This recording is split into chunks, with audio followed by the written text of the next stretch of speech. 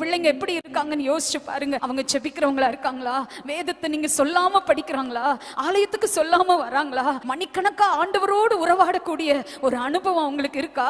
யோசிச்சு பாருங்க. வாலிபத்தை எப்படி ஓட்டிட்டு இருக்காங்கன்னு நினைச்சு பார்த்து தேவ சமூகத்துல ஜெபிங்க. சின்ன பிள்ளைங்கனாலும் அவர்களுக்காக ஜெபம் பண்ணுங்க. வேதத்துல படிக்கிறோம், அதோனி ஆண்டவன் ராஜாவாகணும்னு நினைக்கிறான். அதோனி என்ன நினைக்கிறான்? தன்னைத்தான் உயர்த்தி கொள்ளுகிறான். இன்னைக்கு பிள்ளைங்க பாருங்க, தங்களவே மேன்மைப்படுத்திக் கொள்ளதான் பாக்குறாங்க.